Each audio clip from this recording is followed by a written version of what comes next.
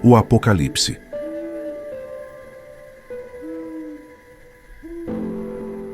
Eles achavam que tudo estava perdido. O imperador os perseguia. O mundo ao redor não fazia sentido.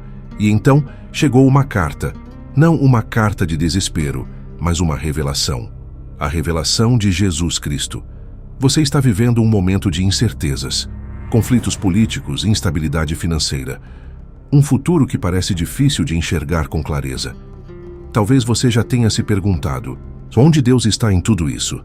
Será que Ele ainda está no controle?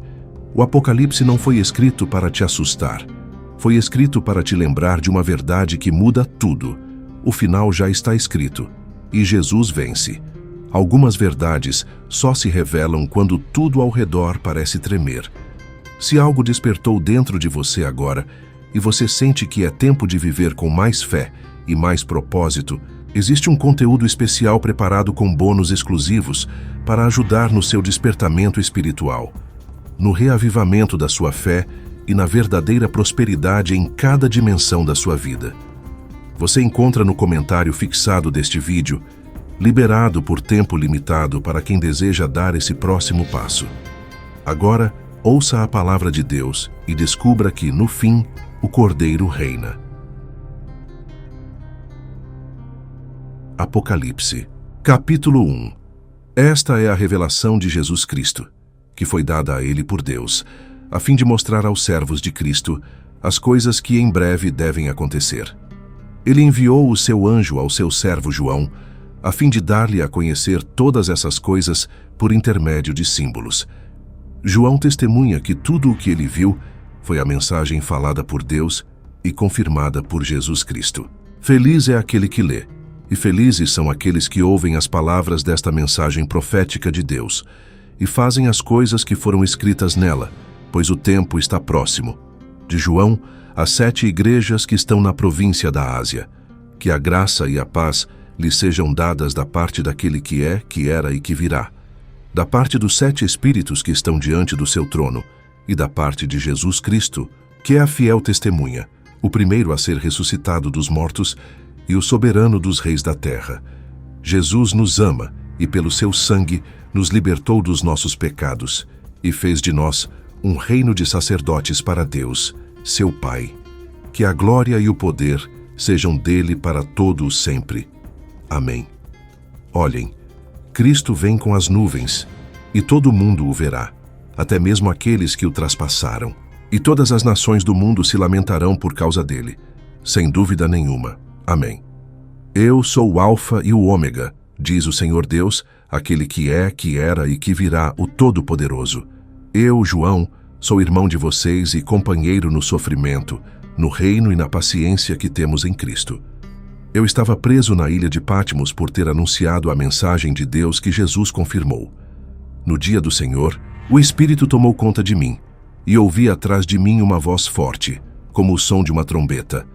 A voz disse: escreva num livro tudo o que você irá ver e mande às 7 igrejas: Éfeso, Esmirna, Pérgamo, Tiatira, Sardes, Filadélfia e Laodiceia. Eu me virei para ver quem falava comigo, e ao me virar, vi 7 candeeiros de ouro. No meio dos candeeiros estava um ser que parecia o Filho do Homem. Ele estava vestido com um manto que ia até os pés e tinha uma cinta de ouro em volta do peito. A sua cabeça e os seus cabelos eram brancos como a lã ou como a neve, e os seus olhos eram como chamas de fogo. Os seus pés brilhavam como o bronze fino quando é fundido na fornalha. E a sua voz era como o som de uma grande cachoeira. Ele tinha 7 estrelas na sua mão direita, e da sua boca saía uma espada afiada de 2 gumes. O seu rosto brilhava como o sol em toda a sua força. Quando o vi, caí a seus pés como morto. Então, ele pôs a sua mão direita sobre mim e disse: não tenha medo. Eu sou o primeiro e o último e aquele que vive. Eu estava morto, mas agora eu estou vivo para sempre e sempre. Eu tenho as chaves da morte e do mundo dos mortos. Escreva, pois, as coisas que você viu, as que estão acontecendo e as que ainda vão acontecer depois destas.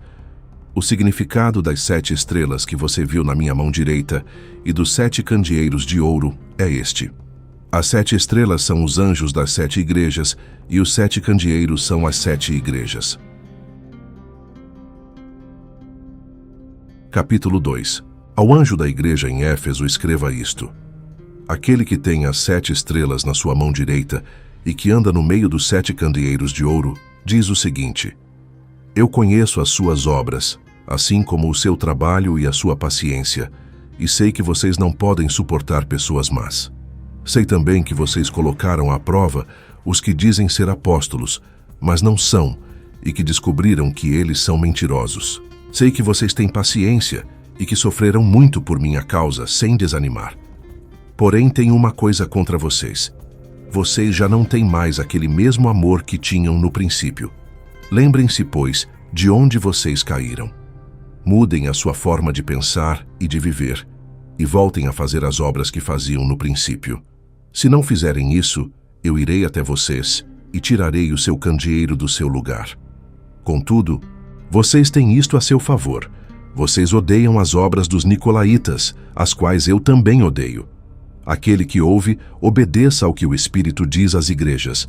Aquele que vencer, eu darei o direito de comer da árvore da vida que se encontra no paraíso de Deus.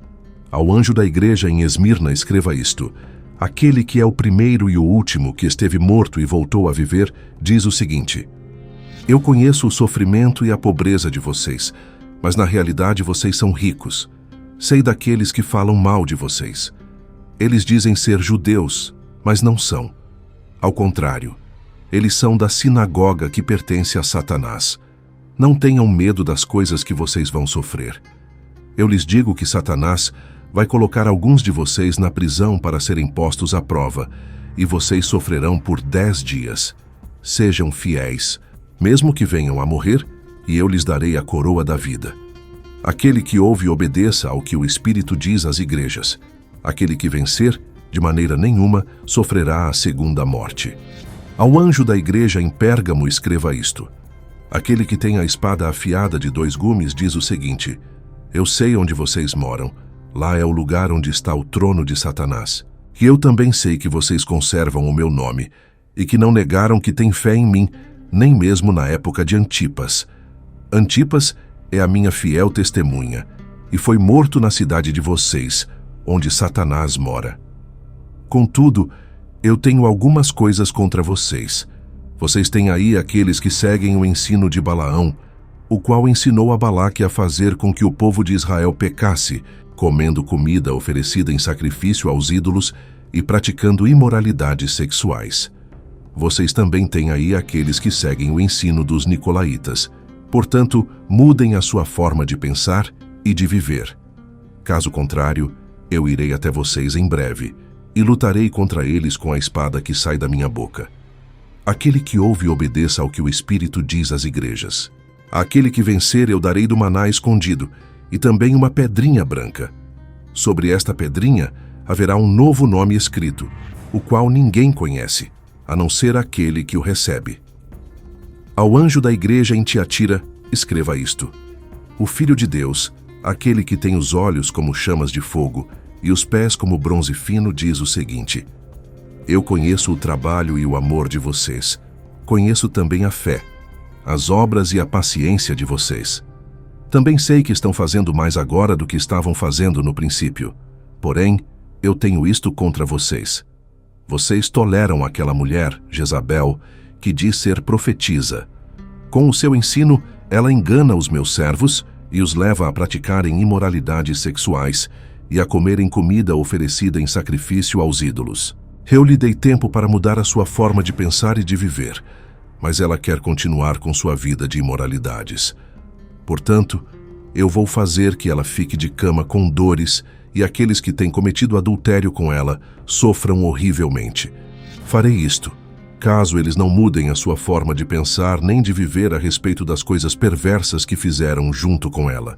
Trarei peste sobre os filhos dela, e os matarei, e todas as igrejas saberão que eu sou aquele que conhece os pensamentos e os desejos das pessoas. Eu pagarei a cada um de vocês de acordo com o que tem feito. E agora, aos demais que estão em Tiatira, que não seguem este ensino e que não conheceram os chamados segredos profundos de Satanás, Digo o seguinte: eu não colocarei nenhuma outra carga sobre vocês, mas conservem o que vocês têm até eu voltar. Àquele que vencer e que continuar a fazer as coisas que eu ordenei até o fim, eu lhe darei autoridade sobre as nações, assim como eu também recebi de meu Pai. Ele as governará com vara de ferro e as reduzirá a pedaços como se fossem objetos de barro. Eu também lhe darei a estrela da manhã. Aquele que ouve, obedeça ao que o Espírito diz às igrejas. Capítulo 3. Ao anjo da igreja em Sardes, escreva isto: aquele que tem os 7 Espíritos de Deus e as 7 estrelas, diz o seguinte: eu sei o que vocês fazem e que vocês têm a fama de estarem vivos, mas na verdade estão mortos. Despertem e fortaleçam aquilo que vocês ainda têm, antes que morra completamente. Pois eu tenho notado que as suas obras não são perfeitas diante do meu Deus. Lembrem-se, pois, do ensino que vocês receberam e ouviram. Continuem a obedecê-lo e mudem a sua forma de pensar e de viver.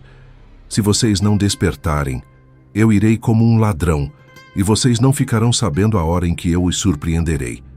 Contudo, algumas pessoas entre vocês aí em Sardes não contaminaram as suas roupas. Essas pessoas andarão comigo vestidas de branco, pois são dignas.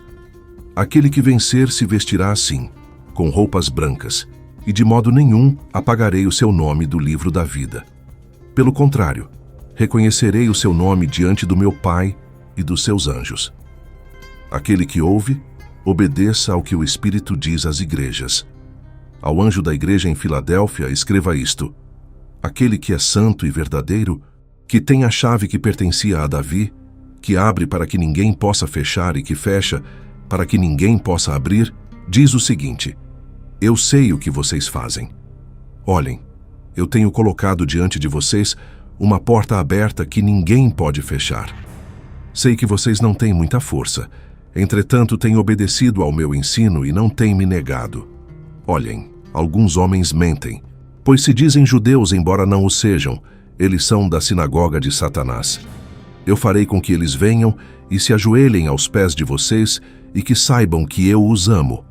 Porque vocês têm obedecido à minha ordem para ter paciência, eu também os protegerei da hora da provação que virá sobre o mundo inteiro, para pôr à prova aqueles que habitam na terra. Eu virei em breve, portanto, conservem o que vocês têm, para que ninguém tome a sua coroa.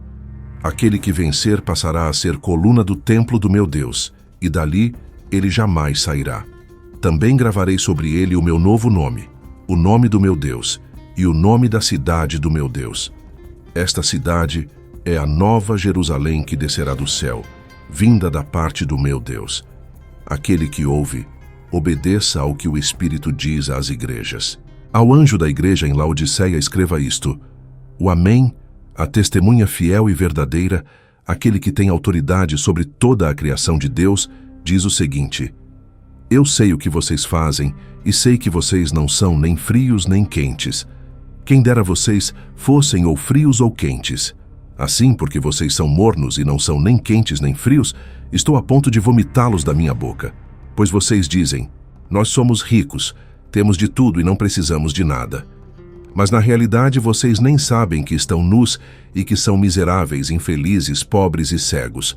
Eu os aconselho a comprar de mim ouro refinado pelo fogo, para que vocês de fato fiquem ricos.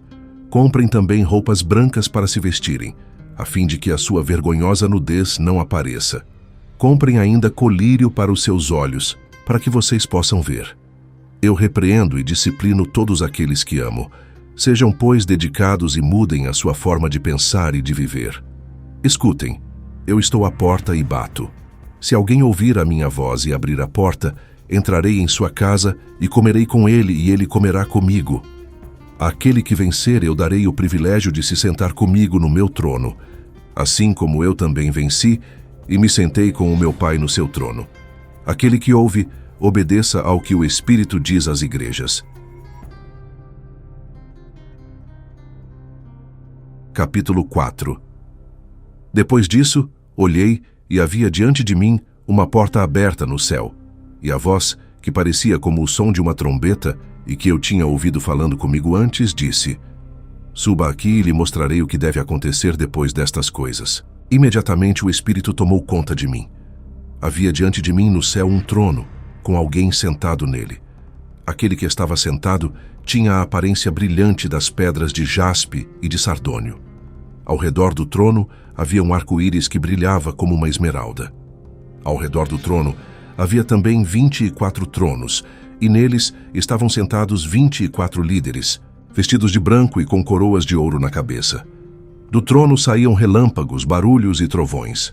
Diante do trono havia 7 tochas de fogo, que são os 7 Espíritos de Deus. Diante do trono havia algo parecido com um mar de vidro, claro como o cristal. Bem em frente do trono e à volta do trono, havia 4 seres viventes cheios de olhos, na frente e atrás. O primeiro ser vivente parecia um leão, o segundo parecia um boi. O terceiro tinha o rosto de um homem e o quarto parecia uma águia de asas abertas. Os 4 seres viventes tinham 6 asas cada um e estavam cheios de olhos por dentro e ao redor, e não paravam de repetir dia e noite: Santo, Santo, Santo é o Senhor Deus, o Todo-Poderoso, aquele que era, que é e que virá. Cada vez que os seres viventes davam glória, honra e graças àquele que está sentado no trono e que vive para sempre, os 24 líderes se prostravam diante daquele que está sentado no trono e adoravam aquele que vive para sempre. Eles colocavam as suas coroas diante do trono e diziam: Senhor e Deus nosso, o Senhor é digno de receber a glória, a honra e o poder, pois o Senhor criou todas as coisas. Sim, foi por causa da sua vontade que elas vieram a existir e foram criadas. Capítulo 5. Vi na mão direita daquele que estava sentado no trono um pergaminho escrito em ambos os lados e selado com 7 selos. Vi também um anjo forte que proclamava bem alto: Quem é digno de quebrar os selos e abrir o pergaminho? Mas nem no céu, nem na terra, nem debaixo da terra havia alguém que fosse capaz de abrir o pergaminho e de ver o que estava escrito nele. E eu chorava muito porque não se tinha encontrado ninguém digno de abrir o pergaminho e de ver o que estava escrito nele. Contudo, um dos líderes me disse: Não chore. Olhe, o leão da tribo de Judá, o grande descendente de Davi, venceu e, portanto, pode quebrar os 7 selos e abrir o pergaminho. Então vi um cordeiro em pé bem em frente do trono e dos 4 seres viventes e na presença dos líderes. Parecia que o cordeiro tinha sido morto. Ele tinha 7 chifres, bem como 7 olhos, que são os 7 Espíritos de Deus enviados por toda a terra. O cordeiro então veio e pegou o pergaminho da mão direita daquele que estava sentado no trono. Quando ele pegou o pergaminho, os 4 seres viventes e os 24 líderes caíram de joelhos diante do cordeiro. Eles tinham uma harpa cada um e estavam segurando taças de ouro cheias de incenso, que são as orações do povo de Deus. E todos eles cantavam um novo cântico: O Senhor é digno de pegar o pergaminho e de abrir os seus selos, porque foi morto, e com o seu sangue comprou para Deus pessoas de todas as famílias, línguas, povos e nações. Fez delas um reino. O Senhor também fez delas sacerdotes para o nosso Deus, e elas reinarão sobre toda a terra. Olhei outra vez e ouvi as vozes de muitos anjos, milhões e milhões deles. Eles estavam de pé ao redor do trono, dos seres viventes e dos líderes, e diziam em voz alta: O cordeiro que foi morto é digno de receber poder, riqueza, sabedoria, força, honra, glória e louvor. Então ouvi que todas as criaturas que há no céu, na terra, debaixo da terra e no mar, todas as criaturas do universo estavam dizendo: Àquele que está sentado no trono e ao cordeiro pertençam o louvor, a honra, a glória e o domínio para todo o sempre. E ouvi os 4 seres viventes responderem: Amém. Os líderes também caíram de joelhos e adoraram.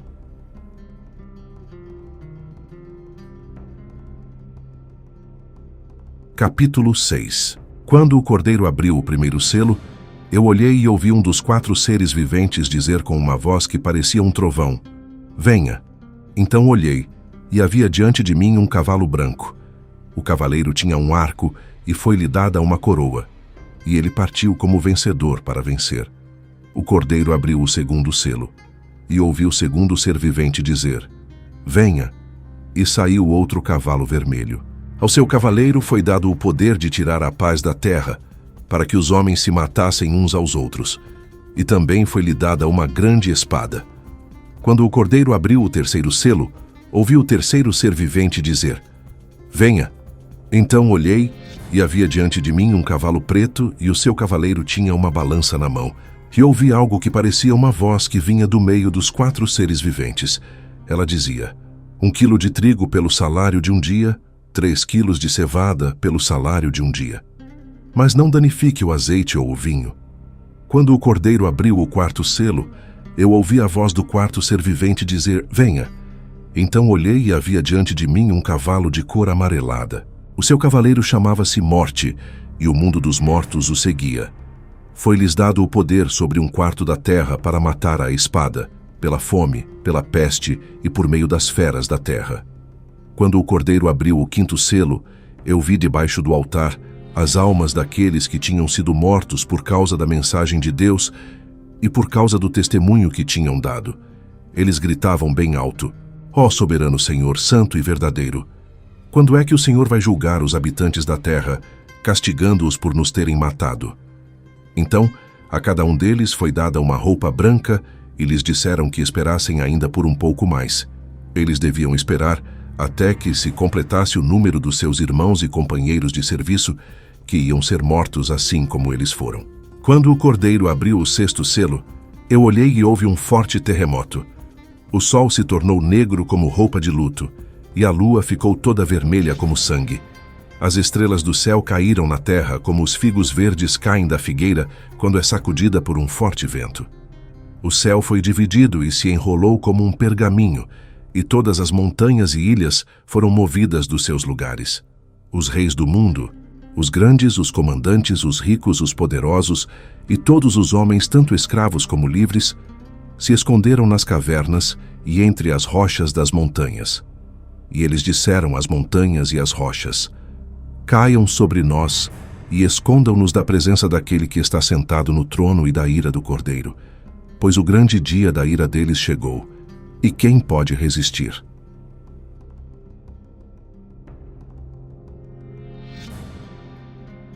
Capítulo 7. Depois disto, vi 4 anjos em pé nos 4 cantos da terra.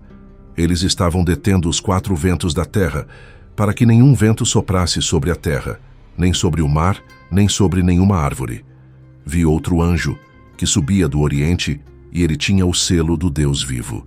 Ele gritou bem alto aos 4 anjos que tinham recebido poder para danificar a terra e o mar.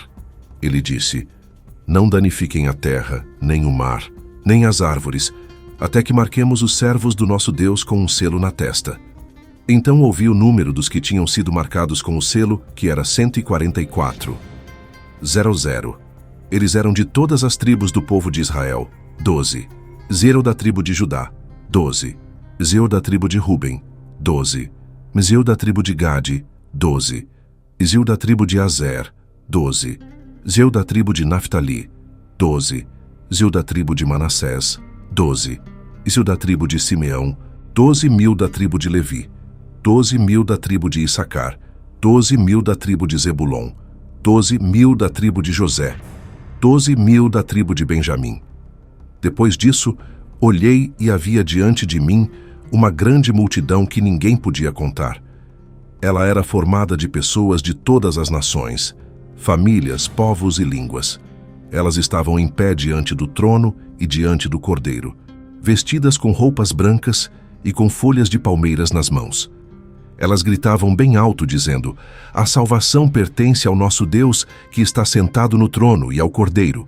Todos os anjos estavam de pé em volta do trono, dos líderes e dos 4 seres viventes, e eles se ajoelharam com o rosto no chão e adoraram a Deus, dizendo: Amém.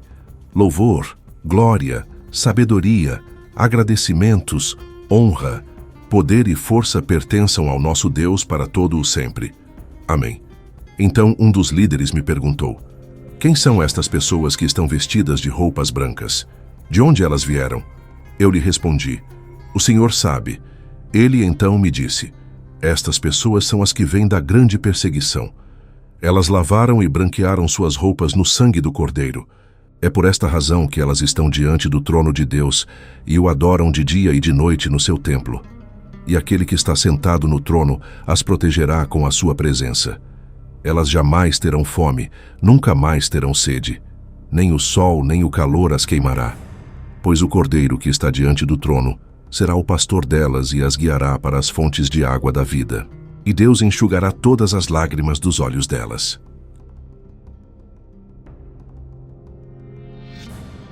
Capítulo 8. Quando o Cordeiro abriu o 7º selo, houve silêncio no céu por mais ou menos meia hora. Então, vi os 7 anjos, que se acham em pé diante de Deus, e vi que lhes foram dadas 7 trombetas. Depois veio outro anjo e ficou de pé junto ao altar. Ele estava com um incensário de ouro, e foi-lhe dado muito incenso para ser oferecido com as orações de todo o povo de Deus sobre o altar de ouro que se encontra diante do trono. E a fumaça do incenso, juntamente com as orações do povo de Deus, subiu da mão do anjo à presença de Deus. E o anjo pegou o incensário, encheu-o do fogo do altar e o atirou à terra. E houve trovões, barulhos, relâmpagos e terremoto. Então os 7 anjos que tinham as trombetas prepararam-se para tocá-las. O primeiro anjo tocou a sua trombeta e fogo e uma chuva de pedras misturados com sangue foram atirados à terra. 1/3 parte da terra foi queimada, assim como 1/3 parte das árvores e toda a erva verde. O segundo anjo tocou a sua trombeta, e uma coisa que parecia uma grande montanha pegando fogo foi atirada ao mar. 1/3 parte do mar tornou-se em sangue. 1/3 parte dos animais que viviam no mar morreu, e 1/3 parte das embarcações foi destruída. O terceiro anjo tocou a sua trombeta, e uma grande estrela, que estava queimando como uma tocha, caiu do céu sobre 1/3 parte dos rios e sobre as fontes de água. 1/3 parte das águas se tornou em absinto, pois o nome da estrela era Absinto, e muitas pessoas morreram porque beberam daquela água, uma vez que ela tinha se tornado amarga. O quarto anjo tocou a sua trombeta, e 1/3 parte do sol, da lua e das estrelas foi ferida, de modo que 1/3 parte deles se tornou escura. Assim, 1/3 parte do dia e da noite ficou sem luz.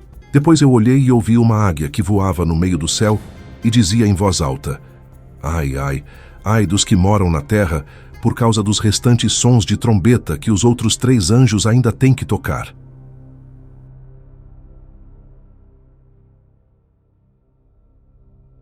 Capítulo 9. O quinto anjo tocou a sua trombeta, e eu vi uma estrela que tinha caído do céu na terra, e vi que essa estrela recebeu a chave do poço do abismo. Ela abriu o poço do abismo, e uma fumaça, como de uma grande fornalha, subiu do poço. O sol e o céu ficaram escuros por causa da fumaça que saiu do poço. Também da fumaça saíram gafanhotos para a terra, e foi-lhes dado o mesmo poder de ferroar que os escorpiões têm.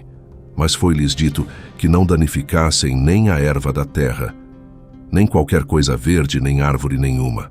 Eles somente poderiam ferir as pessoas que não tivessem o selo de Deus em suas testas. Os gafanhotos não tinham permissão para matar as pessoas, mas somente para atormentá-las por 5 meses, e a dor que causavam era como a dor da picada de escorpião. Naqueles dias as pessoas buscarão a morte e não a acharão. Elas também terão um forte desejo de morrer, mas a morte fugirá delas. Os gafanhotos pareciam cavalos preparados para a batalha. Nas suas cabeças havia algo como coroas de ouro, e os seus rostos eram como rostos humanos. Eles também tinham cabelos, como cabelos de mulher, e os seus dentes eram como dentes de leão. Os peitos deles pareciam couraças de ferro, e o barulho que as suas asas faziam era como o barulho de muitos carros puxados por cavalos quando correm para a batalha. Eles tinham caudas com ferrões, iguais às dos escorpiões, e era em suas caudas que eles tinham o poder para atormentar as pessoas por 5 meses.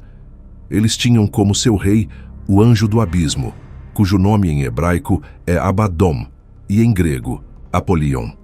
A primeira aflição passou. Mas depois destas coisas devem vir ainda mais duas. O sexto anjo tocou a sua trombeta, e eu ouvi uma voz que vinha dos 4 chifres do altar de ouro que estava diante de Deus. A voz disse ao sexto anjo, que tinha a trombeta: solte os 4 anjos que estão presos perto do grande rio Eufrates.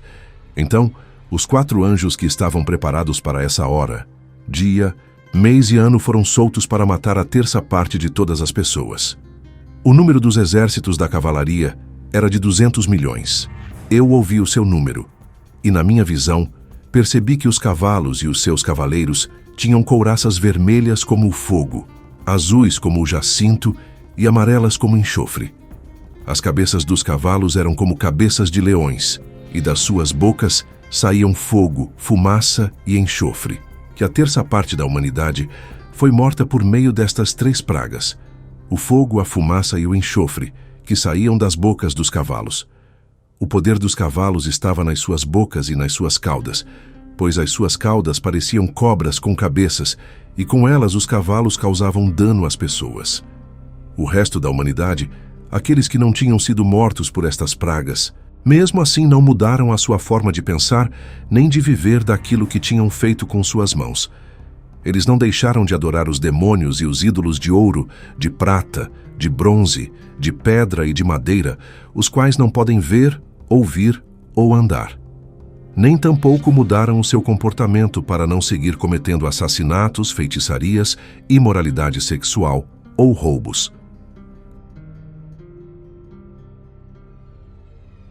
Capítulo 10. Depois vi outro anjo forte descendo do céu, envolto numa nuvem, com o arco-íris por cima de sua cabeça. Seu rosto era como o sol, e as suas pernas como colunas de fogo. O anjo tinha na mão um pequeno pergaminho aberto. Ele pôs o seu pé direito sobre o mar, e o esquerdo sobre a terra, e gritou com uma voz forte, da mesma forma que o leão faz quando ruge. Logo depois que ele gritou, os 7 trovões levantaram suas vozes. Assim que os trovões falaram, eu ia escrever. Mas ouvi uma voz do céu dizendo: guarde em segredo as coisas que os 7 trovões disseram e não as escreva. Então o anjo, que via em pé sobre o mar e sobre a terra, levantou a mão direita para o céu e jurou por aquele que vive para todo o sempre, o Criador do céu, da terra, do mar e de tudo o que neles existe: não haverá mais demora. Mas quando chegar a hora de ouvir o 7º anjo, isto é, quando ele estiver para tocar a sua trombeta, então o plano secreto de Deus se cumprirá, conforme ele anunciou aos seus servos, os profetas. A voz que eu tinha ouvido vinda do céu estava de novo falando comigo e dizendo: vai e pegue o pergaminho que se encontra aberto na mão do anjo que está em pé sobre o mar e sobre a terra. Então eu fui ao anjo e lhe pedi que me desse o pequeno pergaminho. Ele me disse: pegue o pergaminho e coma-o. Ele será amargo no seu estômago, mas doce como mel na sua boca. Então peguei o pequeno pergaminho da mão do anjo e o comi. Na minha boca, ele era doce como o mel. Mas quando o comi, o meu estômago ficou amargo. Então me disseram: é necessário que você ainda profetize a respeito de muitos povos, nações, línguas e reis.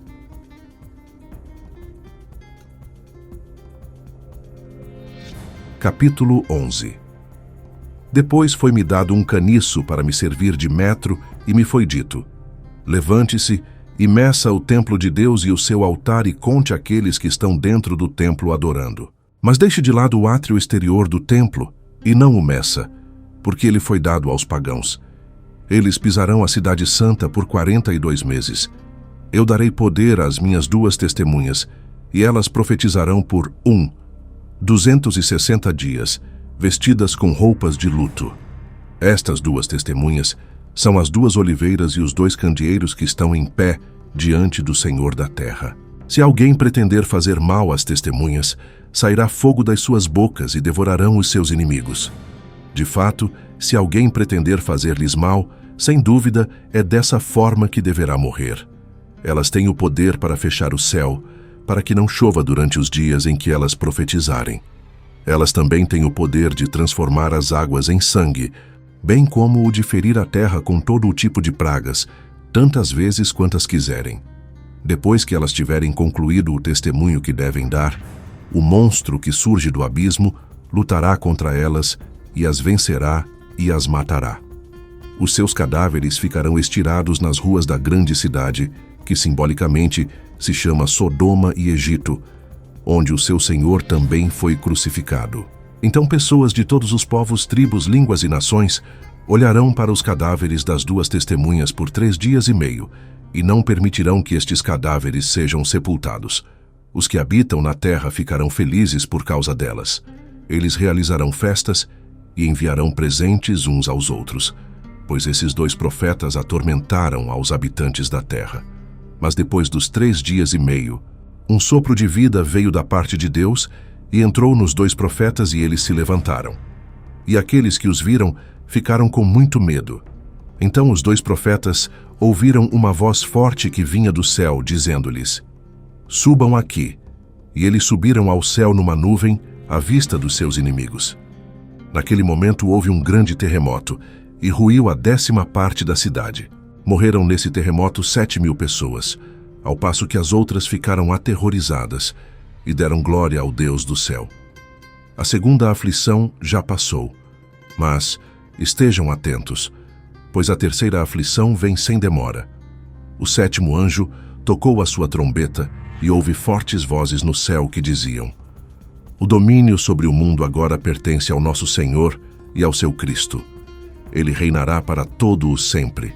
E os 24 líderes que estavam sentados nos seus tronos diante de Deus se ajoelharam com o rosto no chão e adoraram a Deus, dizendo: "Nós lhe agradecemos, Senhor Deus Todo-Poderoso, por ser aquele que é e sempre foi.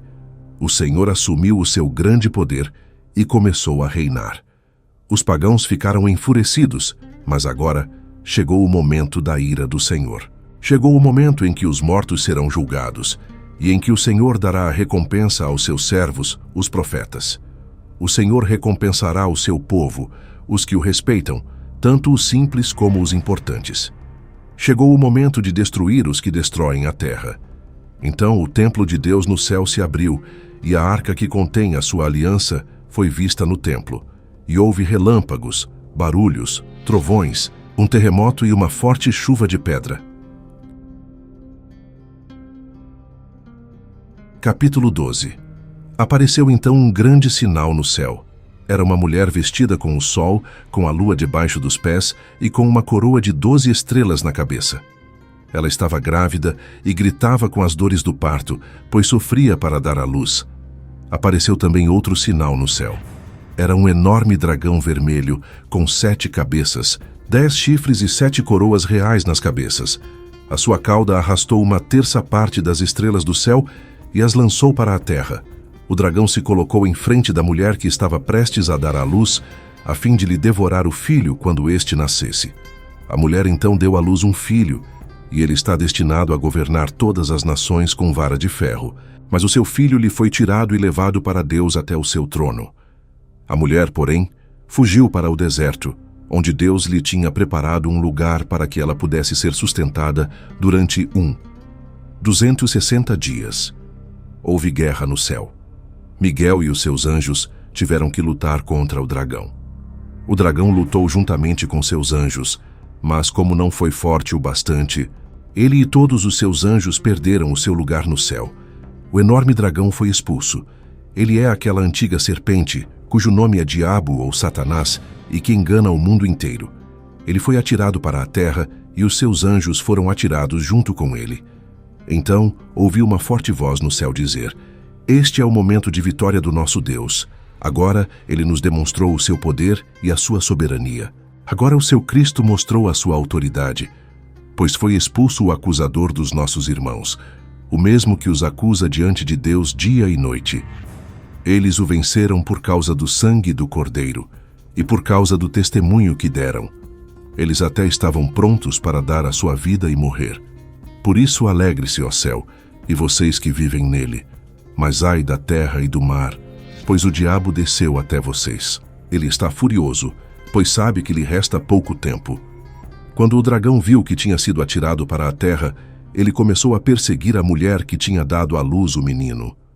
Mas foram dadas à mulher 2 asas de uma grande águia, para que ela voasse até o deserto, ao lugar que tinha sido preparado para ela. Lá, ela ia ser sustentada durante 3 anos e meio e estaria fora do alcance da serpente. Então a serpente que seguia a mulher lançou água da sua boca como um rio, a fim de fazer com que a mulher fosse arrastada pela correnteza. Porém a terra socorreu a mulher, abrindo a boca e engolindo o rio que o dragão tinha lançado da sua boca. O dragão ficou furioso com a mulher e foi lutar com o resto dos descendentes dela, os quais obedecem os mandamentos de Deus e têm o testemunho de Jesus. E o dragão ficou em pé na praia.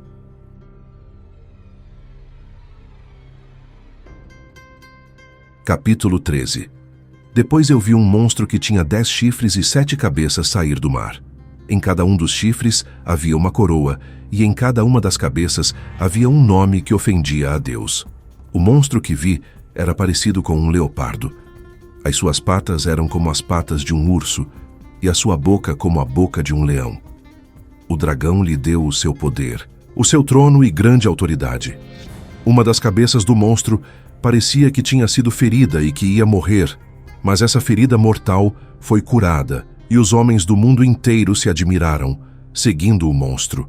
Eles adoraram o dragão, porque ele tinha dado a sua autoridade ao monstro, e também adoraram o monstro dizendo: "Quem é igual ao monstro? Quem é que pode lutar contra ele?" Foi permitido usar a sua boca para dizer coisas arrogantes e ofensivas, e lhe foi dada autoridade para usar o seu poder por 42 meses. Ele começou a ofender a Deus, insultando o seu nome, o lugar onde ele habita e todos os que vivem no céu. Foi-lhe dada também permissão para que lutasse contra o povo de Deus e o vencesse. Foi-lhe dada ainda autoridade sobre todas as famílias, povos, línguas e nações. Todos os habitantes da terra vão adorar o monstro.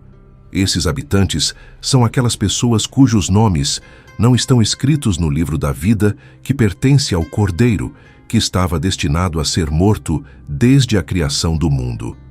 Se alguém pode ouvir, ouça. Aquele que tiver que ir para a prisão, que vá para a prisão. Aquele que matar a espada deve ser morto pela espada. Esta situação exige perseverança e fé da parte do povo de Deus. Depois eu ainda vi um outro monstro sair da terra. Ele tinha 2 chifres como os de um cordeiro, mas falava como um dragão. Este segundo monstro servia ao primeiro e exercia toda a sua autoridade. Ele fazia com que a terra e todos os seus habitantes adorassem o primeiro monstro, cuja ferida mortal tinha sido curada. O segundo monstro também fazia grandes milagres e até mesmo o fogo do céu ele fazia descer à terra na presença de todas as pessoas. Ele enganava os habitantes da terra por causa dos milagres que tinha recebido poder para fazer, como servo do primeiro monstro. O segundo monstro disse aos habitantes da terra para fazerem uma imagem em honra ao monstro que tinha sido ferido à espada e que tinha sobrevivido. E o segundo monstro recebeu permissão para dar vida à imagem do primeiro monstro. Dessa forma, ele fez com que ela não somente falasse, como também fizesse morrer a todos aqueles que não adorassem a imagem do monstro. O segundo monstro fez com que todos, importantes e simples, ricos e pobres, livres e escravos, tivessem uma marca na mão direita ou na testa. Assim, ninguém podia comprar ou vender a não ser que tivesse a marca que era o nome do monstro, ou o número correspondente ao seu nome. Isto exige sabedoria. Aquele que é inteligente pode decifrar o significado do número do monstro, pois o número representa o nome de um homem. Seu número é 666. Capítulo 14. Depois eu olhei, e o Cordeiro estava diante de mim em pé sobre o Monte Sião. Com ele estavam 144. 00 pessoas que tinham os nomes do Cordeiro e do seu pai escritos em suas testas. Então ouvi uma voz do céu, que parecia o barulho de uma grande cachoeira, ou o som de um forte trovão. A voz que eu ouvi era como a música de arpistas tocando as suas harpas. As pessoas cantavam um cântico novo diante do trono, dos 4 seres viventes e dos líderes. E ninguém podia aprender o cântico, senão as 144. 00 pessoas que tinham sido compradas e tiradas do mundo. Estas pessoas são como as pessoas virgens, que não se contaminaram com mulheres. São elas que seguem o Cordeiro para onde quer que ele vá. Elas foram compradas entre todas as outras pessoas da humanidade e são os primeiros frutos da colheita a serem oferecidos a Deus e ao Cordeiro. Eles nunca disseram nada que fosse mentira e não tinham nenhum pecado. Depois, vi outro anjo voando pelo meio do céu. Ele tinha a mensagem eterna das boas novas para anunciar aos que vivem na terra, a todas as nações, famílias, línguas e povos. O anjo disse em voz alta: respeitem a Deus e deem-lhe glória, pois chegou a hora de ele julgar a humanidade. Adorem aquele que fez o céu, a terra, o mar e as fontes de água. Um segundo anjo seguiu o primeiro e disse: caiu a grande cidade de Babilônia. Ela fez com que todas as nações bebessem do vinho do seu adultério, o qual se transformaria no vinho da ira de Deus. Um terceiro anjo seguiu os outros dois e disse em voz alta: aqueles que adorarem o monstro e a sua imagem e receberem a sua marca na testa ou sobre a mão, irão beber do vinho da ira de Deus, o qual está preparado, sem mistura, no cálice da ira de Deus. Eles serão atormentados com fogo e enxofre, diante dos santos anjos e na presença do Cordeiro. A fumaça do seu tormento nunca vai parar de subir. Não haverá descanso algum, nem de dia nem de noite, para aqueles que adoram o monstro e a sua imagem e para quem quer que receba a marca do seu nome. Esta situação exige perseverança da parte do povo de Deus, o qual obedece aos mandamentos de Deus e continua a ter fé em Jesus. Então ouvi uma voz do céu dizendo: escreva isto. De agora em diante, felizes são aqueles que morrem no Senhor. E o Espírito disse: sim, é verdade. Agora eles podem descansar dos seus trabalhos, pois as suas obras os acompanham. Depois eu olhei, e havia diante de mim uma nuvem branca, e sobre a nuvem estava sentado alguém que parecia com o Filho do Homem. Ele tinha uma coroa de ouro na cabeça e uma foice afiada na mão. Um outro anjo saiu do templo e gritou bem alto para aquele que estava sentado na nuvem: por favor, pegue a sua foice e faça a colheita, pois chegou a hora de colher. A terra está pronta para a colheita. Então, aquele que estava sentado na nuvem passou a sua foice sobre a terra e fez a colheita. Depois saiu outro anjo do templo, que está no céu, e ele também tinha uma foice afiada. E saiu ainda outro anjo do altar. Ele tinha poder sobre o fogo, e gritou bem alto para o anjo que tinha a foice afiada: use a sua foice afiada e corte os cachos de uvas das videiras da terra, pois as uvas já estão maduras. Então o anjo passou a sua foice sobre a terra, cortou os cachos de uvas das videiras e jogou as uvas num grande tanque para serem espremidas. Esse tanque representa a ira de Deus. As uvas foram pisadas nesse tanque, fora da cidade, e correu tanto sangue desse tanque que chegou até aos freios dos cavalos, por uma distância de uns 300 quilômetros. Capítulo 15. Depois vi no céu outro sinal grande e maravilhoso. Eram 7 anjos, que tinham as 7 últimas pragas, pois com estas pragas se completou a ira de Deus. Então vi algo que parecia com um mar de vidro misturado com fogo. E também vi aqueles que tinham conseguido a vitória sobre o monstro, sobre a sua imagem e sobre o número que corresponde ao seu nome. Eles estavam em pé junto ao mar de vidro e seguravam as harpas que Deus lhes havia dado. E cantavam o cântico de Moisés, servo de Deus, e o cântico do Cordeiro, dizendo: grandes e maravilhosas são as suas obras, Senhor Deus Todo-Poderoso. Como são justos e verdadeiros os seus caminhos, ó Rei das Nações. Quem não vai temer nem glorificar o seu nome, ó Senhor? Pois só o Senhor é santo. Todas as nações virão e adorarão na sua presença, porque seus atos de justiça foram manifestados. Depois disto eu olhei, e o templo celestial, o lugar santo da presença de Deus, se abriu. E os 7 anjos que tinham as 7 pragas saíram do templo. Eles estavam vestidos de linho puro e resplandecente, e tinham cintos de ouro amarrados em volta do peito. Então, um dos 4 seres viventes deu aos 7 anjos 7 taças de ouro. Estas taças estavam cheias da ira de Deus, que vive para todo o sempre. O templo estava cheio de fumaça procedente da glória de Deus e do seu poder. e ninguém podia entrar no templo enquanto não se cumprissem as 7 pragas dos 7 anjos. Capítulo 16. Depois ouvi uma voz forte vinda do templo dizer aos 7 anjos: Vão e derramem até esvaziar as 7 taças da ira de Deus sobre a terra. O primeiro anjo saiu e esvaziou a sua taça sobre a terra. Então apareceram úlceras terríveis e dolorosas nas pessoas que eram portadoras da marca do monstro e que adoravam a sua imagem. O segundo anjo esvaziou a sua taça no mar. O mar se tornou em sangue, como o sangue de um morto, e todo ser vivente que havia no mar morreu. O terceiro anjo esvaziou a sua taça nos rios e nas fontes de água, e elas se tornaram em sangue. Então ouvi o anjo que tinha autoridade sobre as águas dizer: O Senhor é o Santo, e aquele que é e que sempre foi. O Senhor é justo em fazer este julgamento. Eles derramaram o sangue do povo de Deus e dos profetas, e por isso o Senhor lhes tem dado sangue para beber, e isso é o que eles merecem. Aí ouvi uma voz que vinha do altar. Isto é o que foi dito: De fato, ó Senhor, Deus Todo-Poderoso, os seus julgamentos são justos e verdadeiros. O quarto anjo esvaziou a sua taça sobre o sol, permitindo-lhe assim queimar as pessoas com fogo. E de fato, as pessoas foram queimadas com o intenso calor. Elas insultaram o nome de Deus, que tem a autoridade sobre estas pragas, mas nem sequer mudaram a sua forma de pensar e de viver ou lhe deram glória.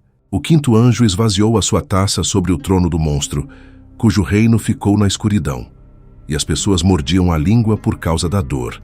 Elas insultaram o Deus do céu por causa das suas dores e das suas úlceras, mas não mudaram a sua forma de pensar e de viver a respeito das suas más obras. O sexto anjo esvaziou a sua taça sobre o grande rio Eufrates, e a água do rio secou para que se preparasse o caminho dos reis que vêm do leste.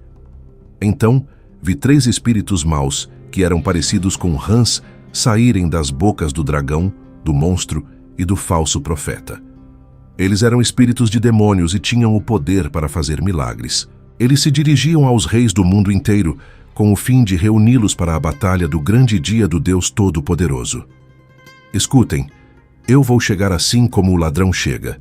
Feliz é aquele que se mantém acordado e toma conta da sua roupa, pois assim ele não andará nu nem ficará envergonhado em público.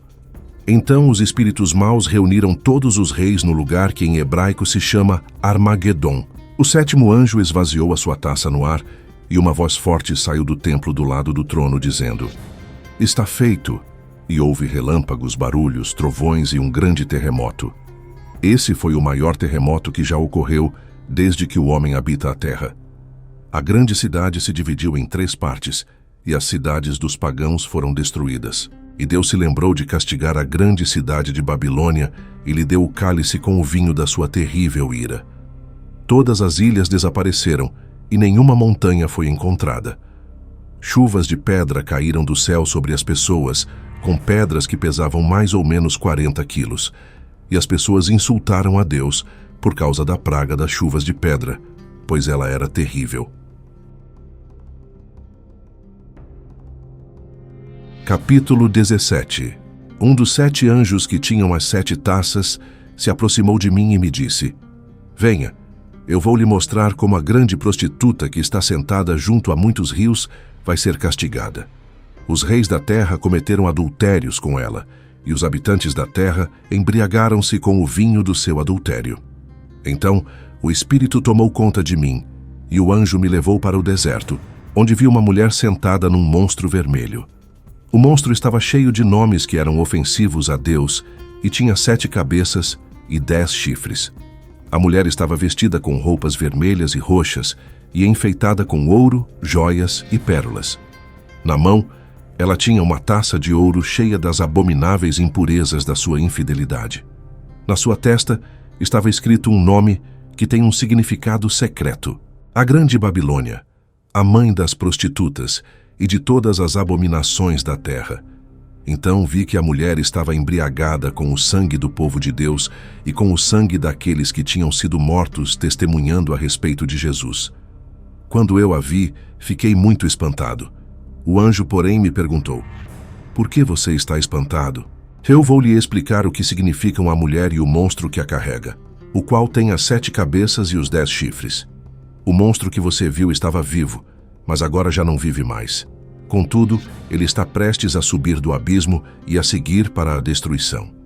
E aqueles que habitam na terra, cujos nomes não foram escritos no livro da vida desde a criação do mundo, vão se admirar ao ver o monstro. Eles vão se admirar, pois o monstro que estava vivo já não vive mais, mas mesmo assim ele aparecerá. Isto exige sabedoria e entendimento. As 7 cabeças são os 7 montes nos quais a mulher está sentada. Elas também são 7 reis. 5 desses reis já caíram. Um está reinando e o outro ainda não veio, mas quando ele vier, não ficará por muito tempo. Um 8º rei, o qual também é um dos 7, é o próprio monstro que antes estava vivo, mas que agora já não vive mais. Ele está seguindo para a destruição. Os 10 chifres que você viu são 10 reis que ainda não começaram a reinar, mas que receberão autoridade para reinar com o monstro por 1 hora. Estes 10 reis têm o mesmo propósito e oferecerão o poder e a autoridade que possuem ao monstro. Eles lutarão contra o Cordeiro e ele os vencerá, pois é o Senhor dos senhores e o Rei dos reis. Ele os vencerá juntamente com os seus fiéis discípulos, os quais foram chamados e escolhidos por Deus. O anjo ainda me disse: os rios que você viu, junto aos quais a prostituta está sentada, são povos, multidões, nações e línguas. Os 10 chifres e o monstro que você viu vão odiar a prostituta. Eles tirarão tudo o que ela tem e a deixarão nua. Comerão a sua carne e a queimarão com fogo. Isto vai acontecer porque Deus colocou em seus corações o desejo de fazerem o que Ele quer, concordando em dar o poder que possuem ao monstro até que as palavras de Deus se cumpram.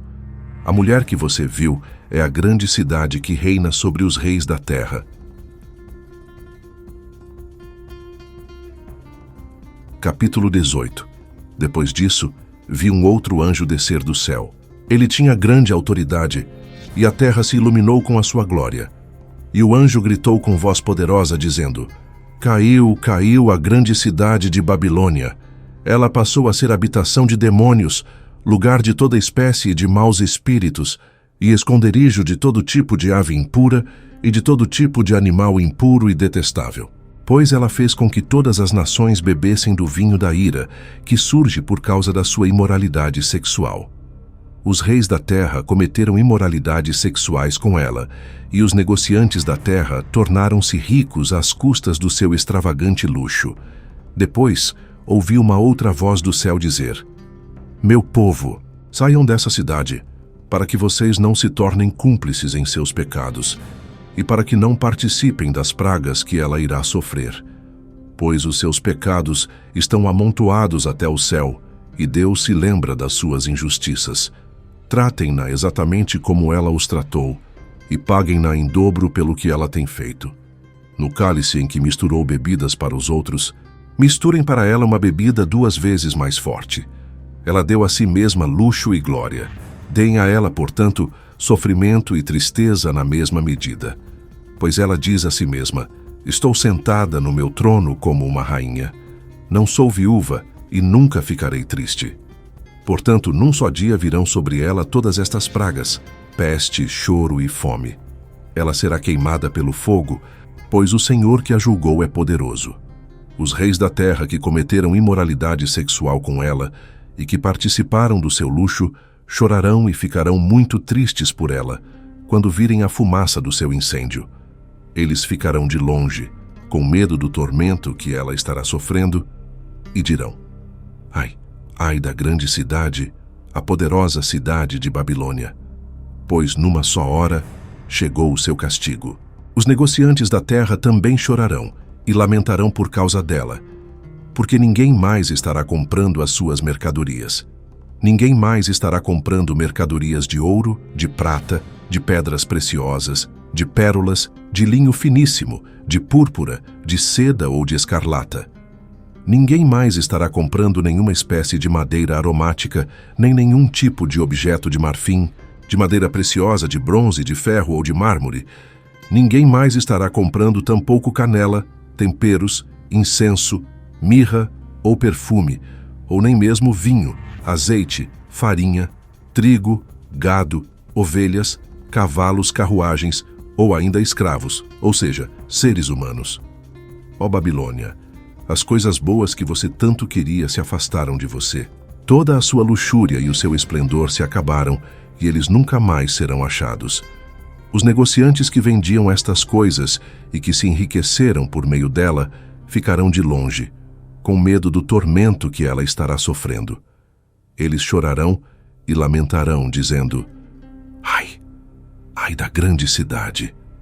Ela estava vestida de linho finíssimo, de púrpura e de escarlata, e estava enfeitada de ouro, de pedras preciosas e de pérolas.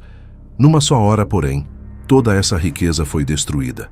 Todos os capitães de navios e todos os passageiros, marinheiros e outros que ganham a sua vida no mar, ficaram de longe. E quando viram a fumaceira do seu incêndio, gritaram: Que cidade chegou alguma vez a ser como esta grande cidade? Então eles lançaram pó sobre as suas cabeças e, chorando e lamentando, gritavam: Ai, ai da grande cidade! Todos os que possuíam navios no mar se enriqueceram às custas da sua riqueza, mas numa só hora ela foi destruída. Alegrem-se por causa dela, ó céu, e alegrem-se também vocês, apóstolos, profetas e povo de Deus, pois Deus a castigou pelo que ela fez a vocês. Então um anjo forte levantou uma pedra do tamanho de uma grande pedra de moinho e a jogou no mar, dizendo: É assim, com violência, que a grande cidade de Babilônia será derrubada e ela nunca mais será encontrada. Nunca mais será ouvido em você o som de arpistas, de músicos, de tocadores de flauta e nem de trombeta. Nunca mais será achado em você artífice algum de qualquer arte. Nunca mais será ouvido em você o som da pedra de moinho. Nunca mais brilhará em você a luz da lamparina. Nunca mais será ouvida em você a voz do noivo ou da noiva. Os seus negociantes foram os grandes do mundo, e todas as nações foram enganadas pela sua feitiçaria. Nela se achou o sangue de profetas, do povo de Deus e de todos os que foram mortos na terra. Capítulo 19. Depois disso, ouvi algo no céu como se fosse uma voz forte de uma grande multidão, dizendo: Louvem a Deus! A vitória, a glória e o poder pertencem ao nosso Deus, pois os seus julgamentos são justos e verdadeiros. Ele julgou a grande prostituta que corrompeu a terra com a sua imoralidade sexual. Ele vingou a morte dos seus servos, os quais ela matou. Novamente eles disseram: Louvem a Deus, a sua fumaça subirá para todo o sempre. Então, os 24 líderes e os 4 seres viventes se ajoelharam e adoraram a Deus, que estava sentado no trono. Eles diziam: Amém. Louvem a Deus. Então saiu uma voz do trono dizendo: Louvem o nosso Deus, todos vocês que são servos dele e todas as pessoas que o temem, tanto os simples como os importantes. Então eu ouvi algo que era como a voz de uma grande multidão, como o barulho de uma grande cachoeira e como o barulho de fortes trovões, dizendo: Louvem a Deus, o Senhor nosso Deus, o Todo-Poderoso reina. Vamos ficar alegres e contentes e vamos dar-lhe glória, pois a hora do casamento do Cordeiro chegou. A sua noiva já está pronta, e o vestido que ela usará é feito de linho finíssimo, resplandecente e puro. O linho representa as boas ações do povo de Deus. Então o anjo me disse: Escreva isto: Felizes são aqueles que são convidados para a festa de casamento do Cordeiro. E o anjo acrescentou: Estas são as verdadeiras palavras de Deus. Eu me ajoelhei aos pés dele para adorá-lo, mas ele me disse: Cuidado, não faça isso. Eu sou seu companheiro, assim como sou o companheiro dos irmãos que proclamam a verdade que Jesus revelou. E é proclamando essa verdade que eles provam que tem o espírito profético. É a Deus que você deve adorar. Depois eu vi o céu aberto, e diante de mim havia um cavalo branco. O seu cavaleiro se chamava Fiel e Verdadeiro, pois é com justiça que ele julga e luta. Os seus olhos eram como chamas de fogo, e na sua cabeça havia muitas coroas. Nele havia um nome escrito, e ninguém sabia o que esse nome significava, a não ser ele mesmo. Ele estava vestido com um manto que havia sido tingido em sangue, e o seu nome era a Palavra de Deus. Os exércitos do céu o seguiam, montados em cavalos brancos e vestidos com roupas de linho finíssimo, branco e puro. Da boca do cavaleiro saía uma espada afiada, com a qual ele iria ferir as nações. Ele mesmo as governará com vara de ferro, pisará as uvas no tanque e fará com que as nações bebam do vinho da tremenda ira do Deus Todo-Poderoso. No seu manto e na sua coxa estava escrito isto: Rei dos Reis e Senhor dos Senhores. Depois vi um anjo de pé sobre o sol, e com uma voz forte, ele gritou para todas as aves que voavam no alto céu: Venham e se ajuntem para a grande festa de Deus, para que vocês possam comer corpos de reis, de comandantes, de poderosos, de cavalos e de seus cavaleiros, e de todos os homens, tanto livres como escravos, tanto importantes como simples. Depois vi o monstro e os reis da terra. Eles e seus exércitos estavam reunidos para lutar contra aquele que estava montado no cavalo e contra o seu exército. O monstro foi capturado juntamente com o falso profeta, que tinha realizado milagres na sua presença. Com estes milagres, ele tinha enganado aqueles que tinham recebido a marca do monstro e que tinham adorado a sua imagem. E tanto o monstro como o falso profeta foram jogados vivos dentro do lago de fogo, que queima com enxofre. Os exércitos deles foram mortos com a espada que saía da boca daquele que estava montado no cavalo. E todas as aves comeram dos seus corpos até não poderem mais. Capítulo 20. Depois vi descer do céu um anjo que tinha na mão a chave do abismo e uma grande corrente.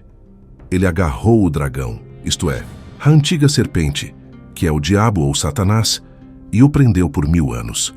O anjo jogou o dragão no abismo e fechou a entrada. Então o anjo selou a entrada para que o dragão não saísse e enganasse as nações até que se completassem os 1000 anos. Depois disto, será necessário que ele seja solto por um curto espaço de tempo. Depois vi tronos, e nestes tronos estavam sentados aqueles que haviam recebido autoridade para julgar. Vi também as almas daqueles que tinham sido decapitados por terem anunciado a verdade revelada por Jesus e por causa da mensagem de Deus. Eles são os que não adoraram o monstro nem a sua imagem, nem tampouco receberam a sua marca na testa ou na mão. Eles reviveram e reinaram com Cristo durante os 1000 anos. O restante dos mortos não reviveu até que se completassem os 1000 anos. Esta é a primeira ressurreição. Felizes e santos são aqueles que tomam parte na primeira ressurreição. A segunda morte não tem poder sobre eles.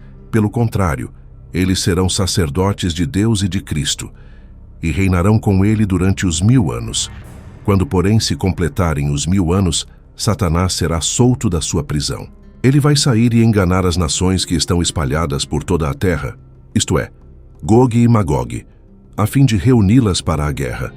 E elas serão tão numerosas quanto a areia do mar. Elas marcharão pela superfície da terra e cercarão o acampamento do povo de Deus e também a cidade que ele ama. Mas virá fogo do céu e as devorará.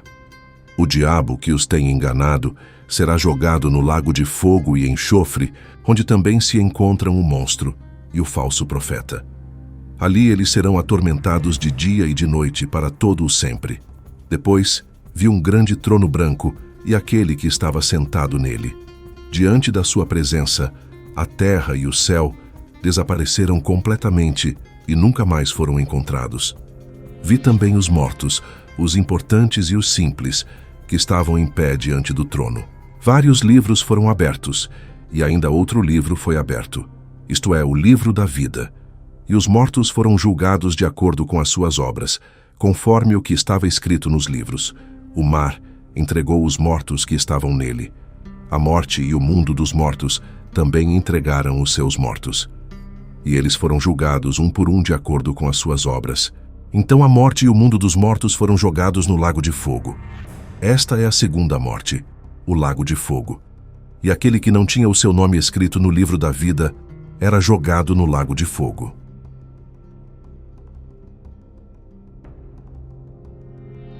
Capítulo 21.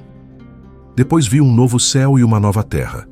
O primeiro céu e a primeira terra tinham desaparecido, e o mar já não existia mais. Vi também a cidade santa, a nova Jerusalém, que descia do céu, da parte de Deus. Ela estava vestida como uma noiva enfeitada para o seu marido.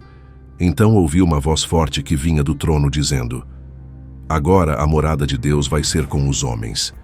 Deus habitará com eles, e eles serão povos de Deus. Então, o próprio Deus estará com eles e ele lhes será por Deus. Deus enxugará todas as lágrimas de seus olhos, e a morte já não existirá mais. Não haverá mais luto, nem choro e nem dor, porque as coisas velhas já passaram. E aquele que estava sentado no trono disse: Olhem, eu estou fazendo tudo novo. E acrescentou: Escreva isto, porque estas palavras são verdadeiras e dignas de confiança. E ele ainda me disse: Tudo está feito. Eu sou o Alfa e o Ômega, o princípio e o fim.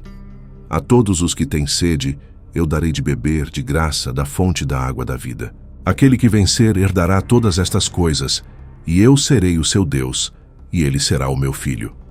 Entretanto, os covardes, os incrédulos, os pervertidos, os assassinos, os que praticam imoralidade sexual, os que praticam a feitiçaria, os que adoram ídolos, e todos os mentirosos terão a sua parte no lago, que queima com fogo e enxofre. E essa é a segunda morte. Depois, um dos 7 anjos que tinham as 7 taças com as últimas 7 pragas, aproximou-se de mim e disse: Venha, eu vou lhe mostrar a noiva, a esposa do Cordeiro.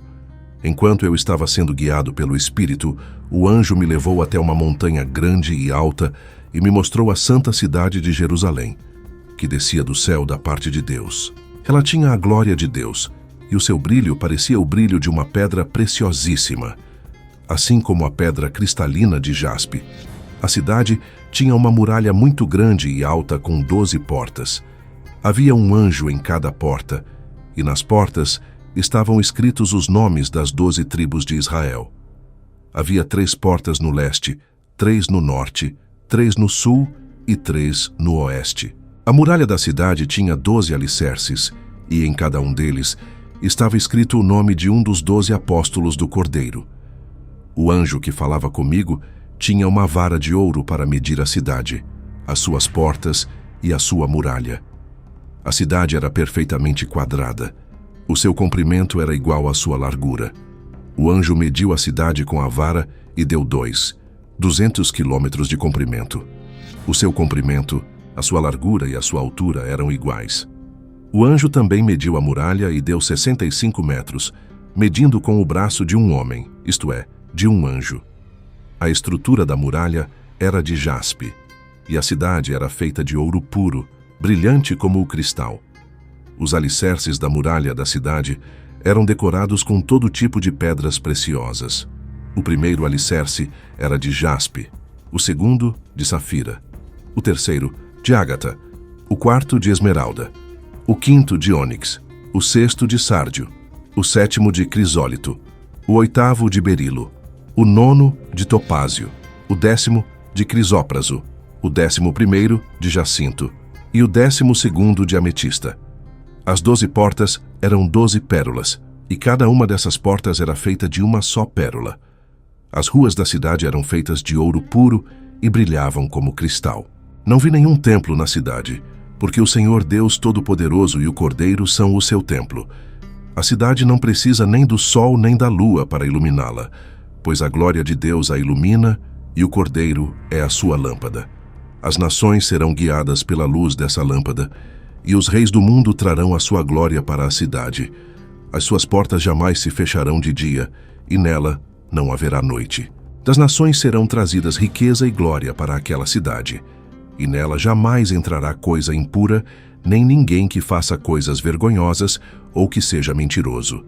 Só entrarão aqueles cujos nomes estão escritos no livro da vida, que pertence ao Cordeiro.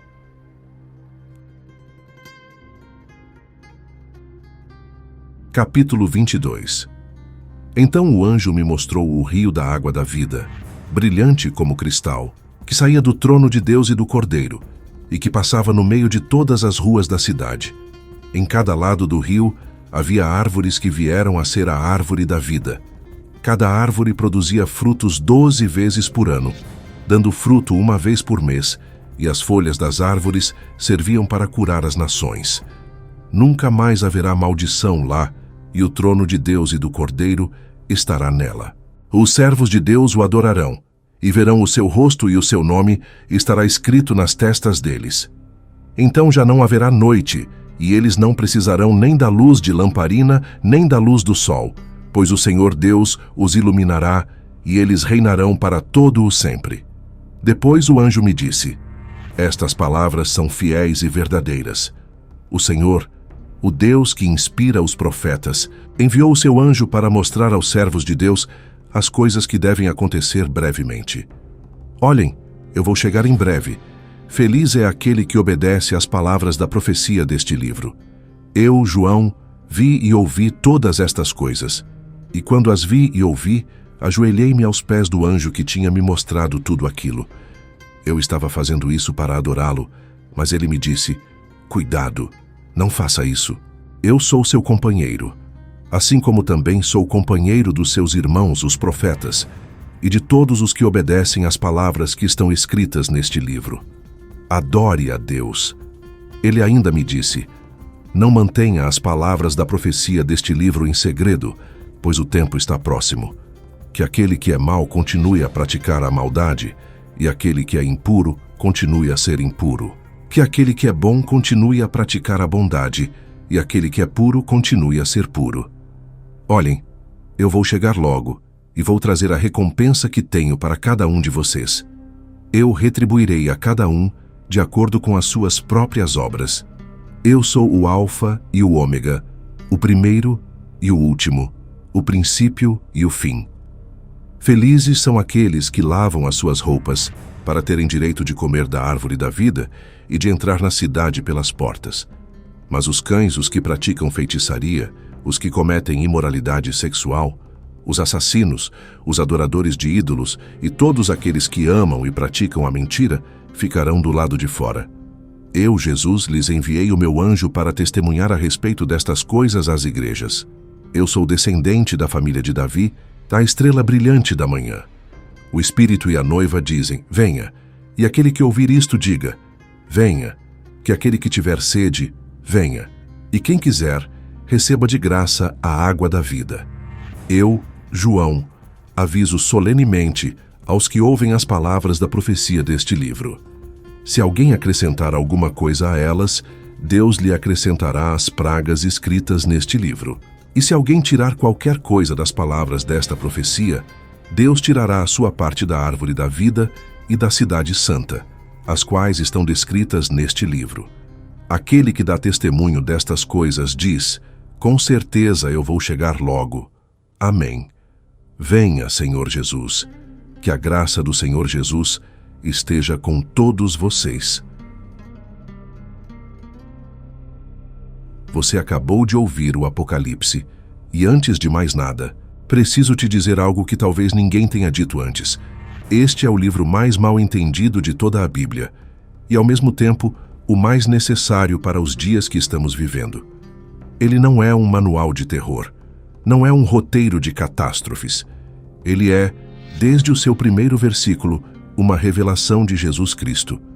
O nome do livro vem do grego Apocalipsis, que significa descoberta, desvelamento.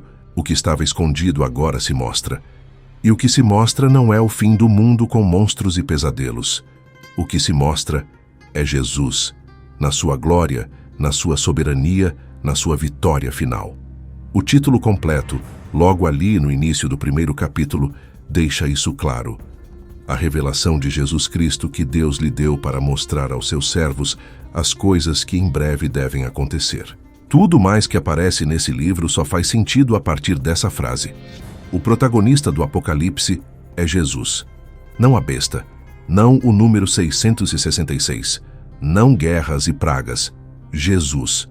E quando você fixa o olhar nisso, tudo muda.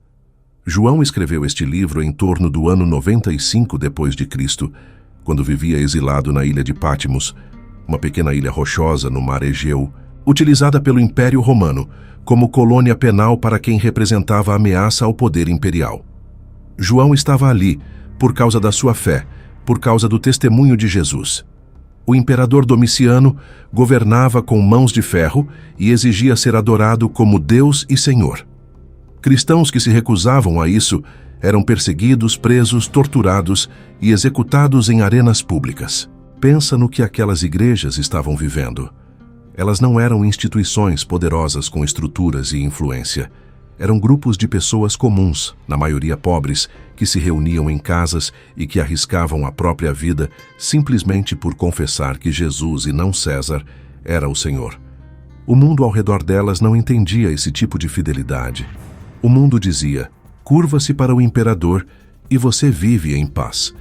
As igrejas respondiam: nós nos curvamos apenas ao Cordeiro que foi morto e ressuscitou. Foi para essas pessoas que João escreveu. Para corações assustados e exaustos que começavam a se perguntar se a espera valia a pena, se Deus havia esquecido delas, se o sofrimento tinha algum sentido. E a mensagem que Deus mandou por meio de João foi esta: eu vi o trono. Ele não está vazio. Essa frase, simples como é, resume o Apocalipse melhor do que qualquer análise teológica elaborada. O trono não está vazio. No capítulo 4, João descreve uma visão do trono de Deus no céu, rodeado de 24 anciãos prostrados em adoração. De 4 seres viventes cobertos de olhos, de relâmpagos e trovões, de um mar de vidro semelhante ao cristal. É uma cena que ultrapassa os limites da imaginação humana. Mas o ponto central não é o cenário. O ponto é que aquele trono está ocupado, e em meio a todo o caos da terra, o céu permanece em adoração ininterrupta. Antes de continuar, quero compartilhar algo que nos chegou de uma pessoa da nossa comunidade. Ela ouviu o livro de Romanos e escreveu, com as palavras dela, abre aspas, eu dou graças a Deus por ter conhecido esse canal. Estou muito feliz. Estou enviando para todos os meus contatos. Obrigada de verdade. Fecha aspas. Não tem como ler isso sem sentir o quanto a palavra de Deus pode alcançar corações quando ela chega de verdade. Obrigado do fundo do coração por fazer parte dessa jornada com a gente. E se este vídeo também tocou você, ajuda a gente a chegar a 10.000 curtidas. Cada curtida é uma forma de dizer que a mensagem chegou longe. Conta para nós nos comentários o que Deus falou com você através do Apocalipse. Aleluia! Há um detalhe no capítulo 5 que precisa ser dito com cuidado, porque ele muda a forma como você vai enxergar tudo no Apocalipse a partir de agora. João chora porque ninguém é digno de abrir o livro selado, o livro que contém o plano e o destino da história. E então, um dos anciãos diz, não chores, porque o leão da tribo de Judá venceu e é digno de abrir o livro. João se vira esperando ver um leão poderoso. E o que ele vê é um cordeiro de pé, como se tivesse sido morto. É o momento mais denso do Apocalipse inteiro. O vencedor é um cordeiro ferido. A imagem mais poderosa de vitória neste livro não é uma espada, não é um exército, não é uma coroa de ouro. É um cordeiro que carrega as marcas da cruz. Jesus venceu não empunhando força bruta, mas entregando a própria vida. Não dominando os inimigos pela violência, mas se oferecendo por eles no amor mais radical que o universo já conheceu. E é exatamente esse cordeiro ferido e ressurreto que tem autoridade sobre toda a história, que abre os selos, que dirige os acontecimentos, que traz o novo céu e a nova terra. O Apocalipse não é um livro sobre o poder dos inimigos de Deus. É um livro sobre o poder do Cordeiro. Isso muda como você lê os selos que se abrem, as trombetas que soam, as taças de juízo que são derramadas. Esses elementos não são o ponto central. São o contexto dentro de uma história muito maior. E a história maior é esta. O reino deste mundo se tornará o reino do nosso Senhor e do seu Cristo, e ele reinará pelos séculos dos séculos. Se você sente que sua fé precisa de raízes mais profundas para atravessar os tempos que estamos vivendo, foi preparado um material especial, com bônus exclusivos para te ajudar a fortalecer sua fé e a viver mais perto de Deus. Está no primeiro comentário fixado. As 7 cartas às igrejas, nos capítulos 1 ao 3, são um presente que muitas vezes é deixado de lado por quem corre para chegar nas visões e nos selos.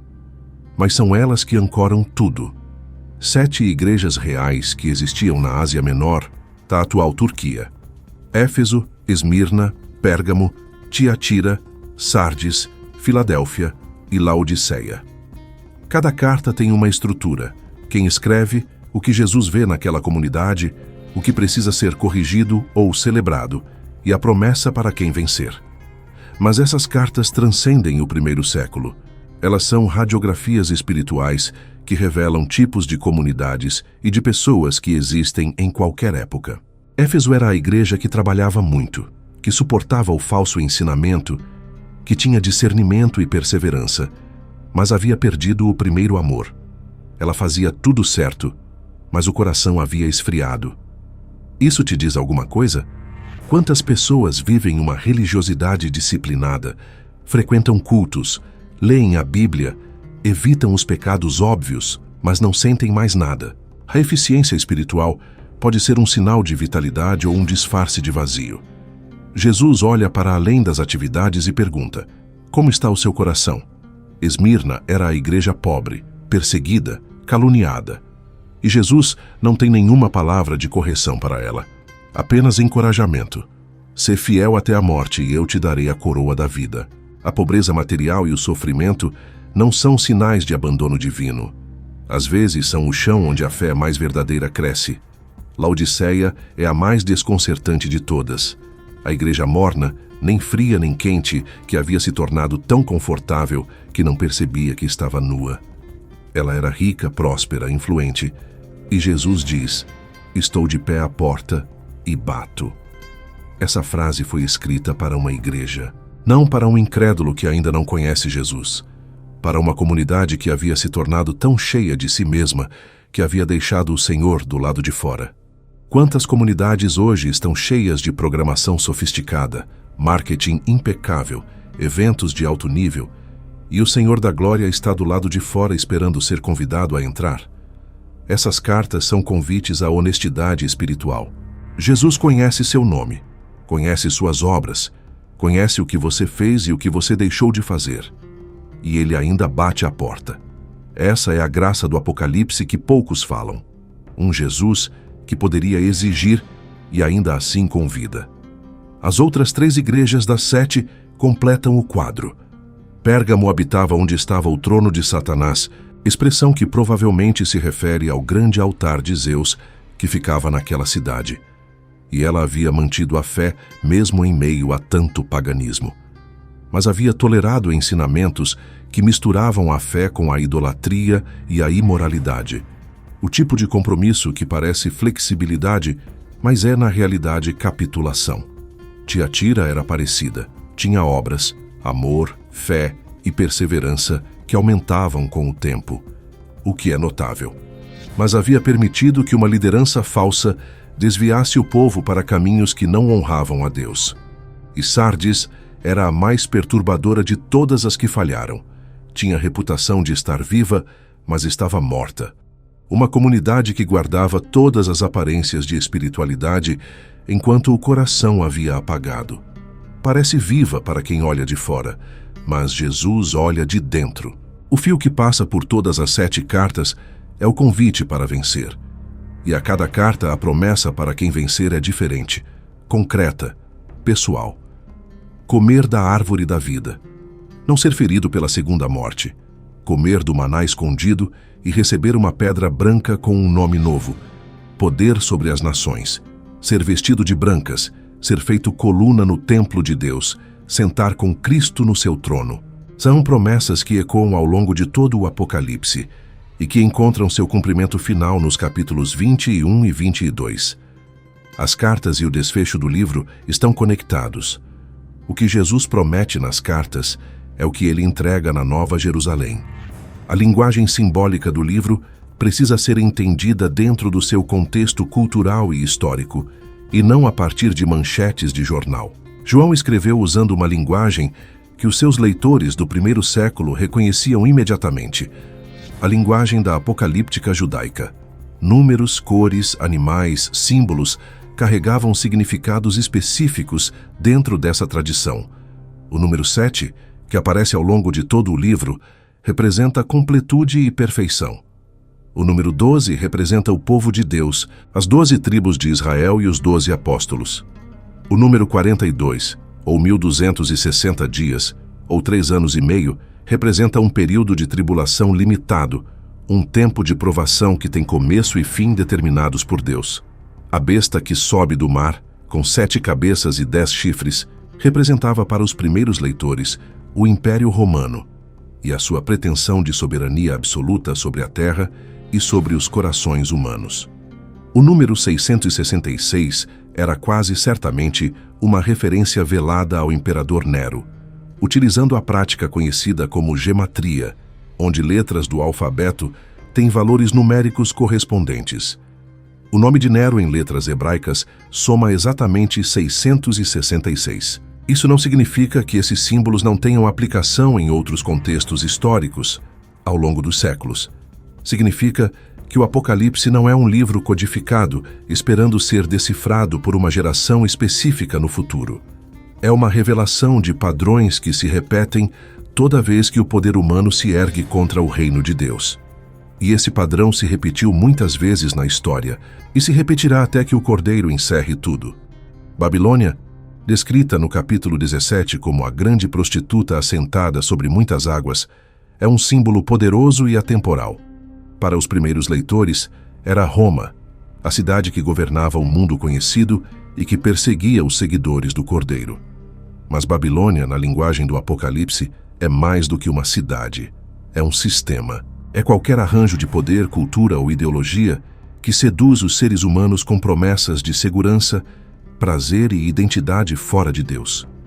É qualquer voz que diz: olhe para mim, confie em mim, me adore, e eu te darei o que você quer. E o chamado que ressoa no capítulo 18 é um dos mais urgentes do livro inteiro. Saí dela, povo meu. Não é um chamado de isolamento geográfico ou de rejeição do mundo. É um chamado de não submissão espiritual. É possível viver no meio de Babilônia sem deixar que Babilônia viva dentro de você. Conhecer os sistemas que operam ao seu redor sem colocar neles a sua esperança última. Usar o que o mundo oferece sem se tornar servo do que o mundo exige. Há um conceito que teólogos chamam de já e ainda não. E o Apocalipse vive nessa tensão com maestria. O reino de Deus já chegou em Jesus, na sua encarnação, na sua morte, na sua ressurreição. Mas o reino de Deus ainda não foi plenamente revelado. Ainda há dor, ainda há morte, ainda há injustiça, ainda há Babilônia operando no mundo. E o cristão vive nesse intervalo. Vive no tempo entre a vitória garantida e a vitória manifestada. Como um soldado que soube que a guerra acabou, que o tratado foi assinado, mas que ainda está no campo de batalha esperando o comunicado oficial chegar. A batalha pode ser intensa, o inimigo pode resistir com ferocidade, mas o resultado já está determinado.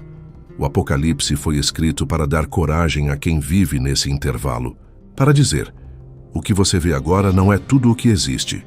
O que você sente agora não é o veredicto final. A pressão que você enfrenta, seja econômica, política, relacional ou espiritual, não tem o poder de escrever o último capítulo da sua história, porque o último capítulo já foi escrito por aquele que é o Alfa e o Ômega. Esse chamado fala diretamente para o momento que muitos de nós estamos atravessando. Conflitos políticos que parecem não ter fim. Incertezas nas finanças da nação. Um futuro que não conseguimos enxergar com clareza. O Apocalipse não ignora essa realidade.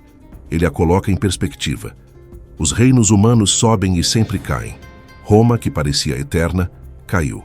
O Império de Alexandre, que varreu o mundo em anos, se fragmentou logo depois da morte do conquistador.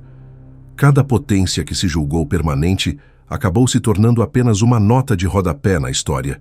E o único reino que permanece, o único que não pode ser sacudido, é o reino do Cordeiro. Isso não é escapismo, não é uma desculpa para se desligar do mundo ou deixar de se importar com o que acontece ao redor. É ancoragem. É a diferença entre alguém que vê a tempestade com o coração paralisado pelo medo e alguém que vê a mesma tempestade, sabendo que o barco tem um capitão e que o capitão já sabe aonde está indo. Você pode lutar por justiça, servir, trabalhar, construir, se engajar, sem precisar que as estruturas humanas sejam a sua segurança definitiva. Porque você sabe o que está no trono, e o que está no trono não vai a lugar nenhum. E você? Tem alguma parte deste livro que tocou mais fundo em você?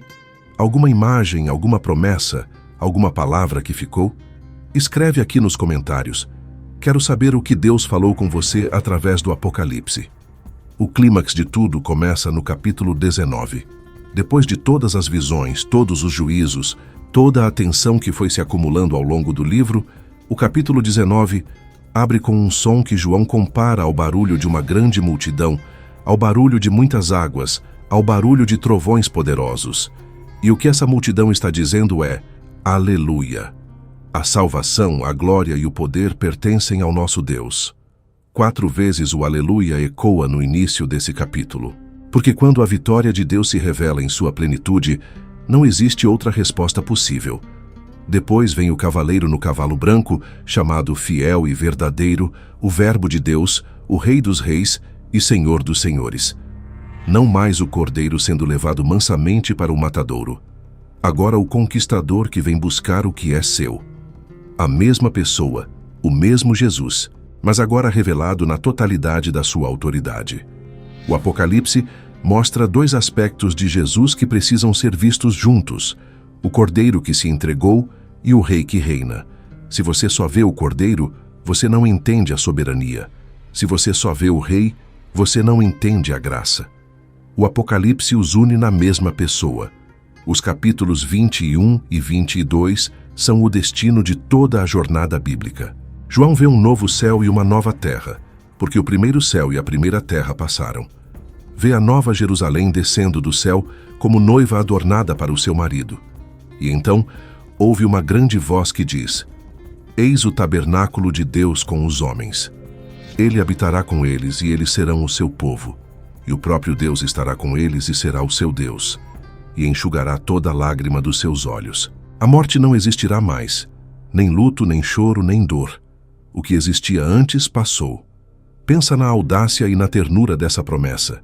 Ela foi escrita para pessoas que estavam sofrendo de verdade.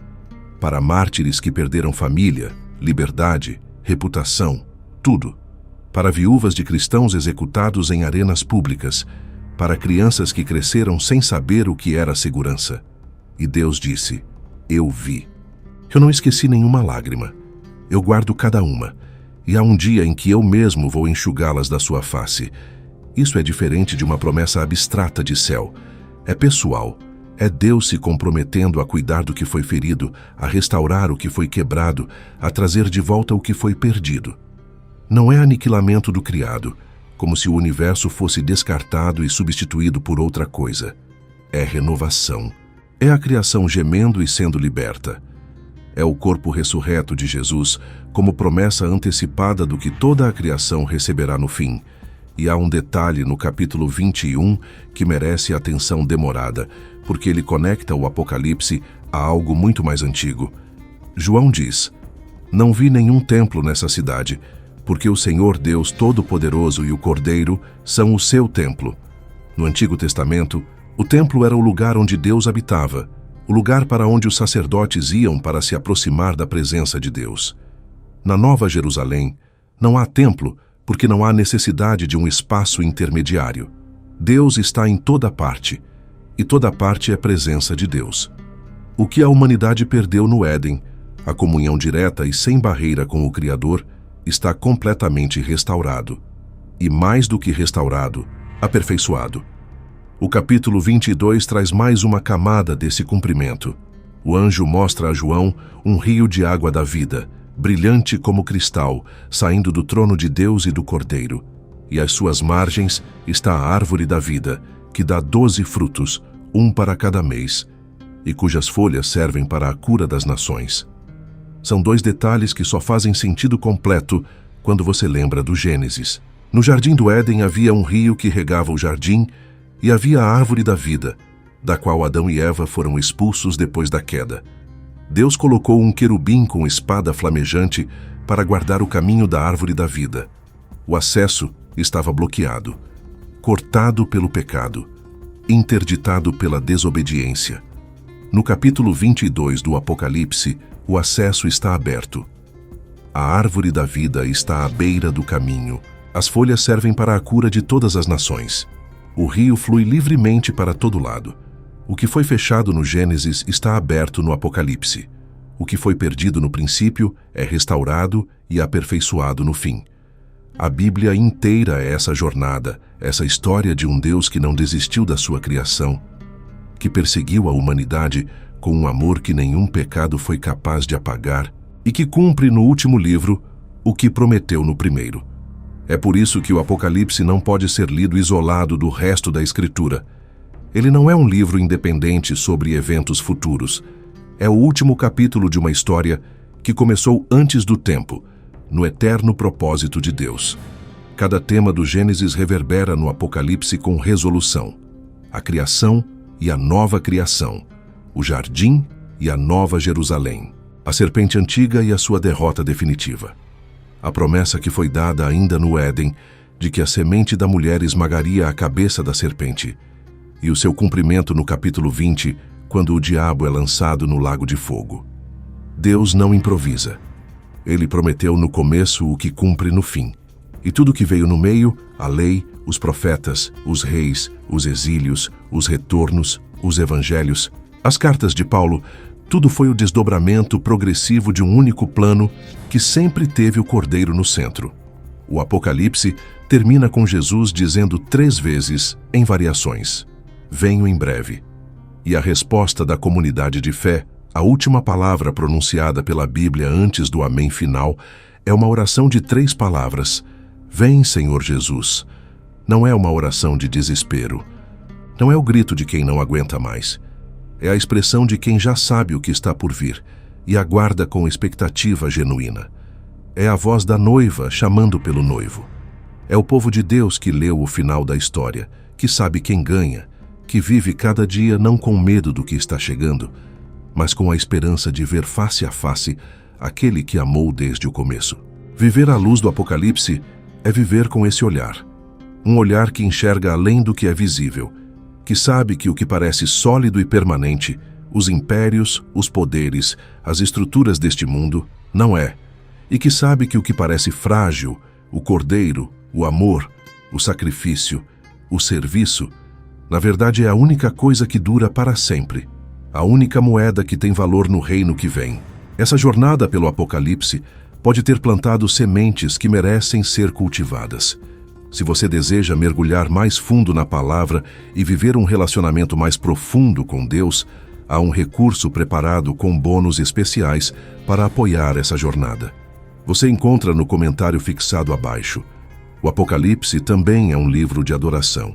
É fácil esquecer isso quando se foca demais nos juízos e nas bestas.